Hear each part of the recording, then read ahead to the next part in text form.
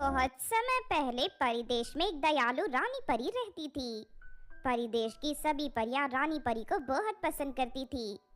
फिर एक दिन रानी परी को पता चलता है कि पृथ्वी पर अकाल पड़ा हुआ है और लोगों के पास खाने के लिए बिल्कुल अनाज नहीं है।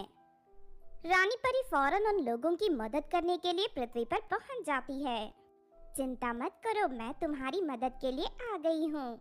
उसके बाद रानी परी अपनी जादुई शक्ति से खेतों के ऊपर बहुत सारे काले बादल प्रकट कर देती है और अगले ही पल उन बादलों से तेज बारिश शुरू हो जाती है।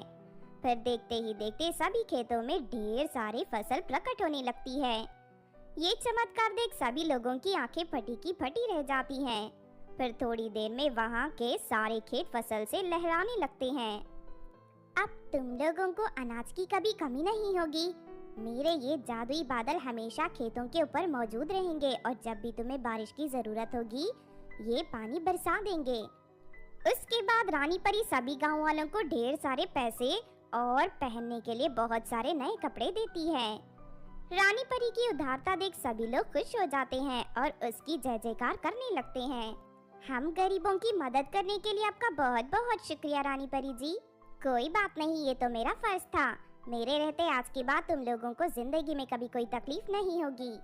इतना कहकर रानी परी वहाँ से चली जाती है। दूसरी तरफ ये सभी लोग एक खुशहाल जिंदगी जीने लगते हैं। लेकिन फिर एक दिन अचानक कहीं से वहाँ बहुत सारी चुड़ैलें आ जाती हैं।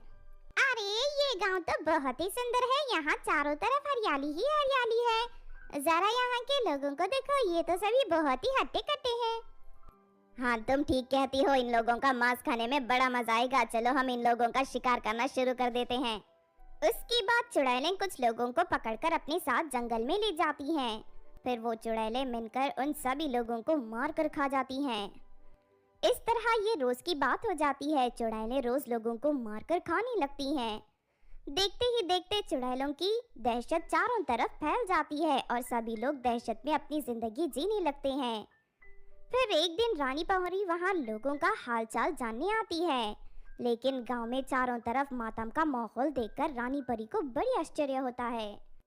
तभी पल्लवी नाम की लड़की रानी परी के पास आती है। अच्छा हुआ रानी जी आप आ गई, हम सभी बड़ी मुसीबत में फंसी हुई हैं। पास वाले जंगल में कुछ बुरी चुड़ैलों ने अपना डेरा जमा लिया है। वो रोज गांव में आकर किसी न किसी को मार कर खा जाते हैं। अच्छा तो ये बात है, तुम चिंता मत करो, मैं उन चुड़ैलों को सबक सिखाऊंगी। रानी परी उस लड़की से बात कर ही रही थी कि तभी वहाँ चुड़ैलें आ जाती हैं। वो चुड़ैल एक एक कर गांव के बहुत सारे लोगों को पकड़ने लगती हैं।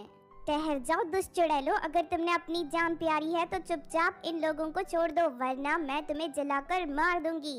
अरे ये तो परिदेश की रानी परी है, अगर हमें इसकी जादुई छड़ी मिल गई तो इसकी मदद से हम पूरी दुनिया पर हुकूमत कर सकते हैं। हाँ हमें किसी भी तरह इस रानी परी से इसकी जादुई छड़ी हासिल करनी होगी।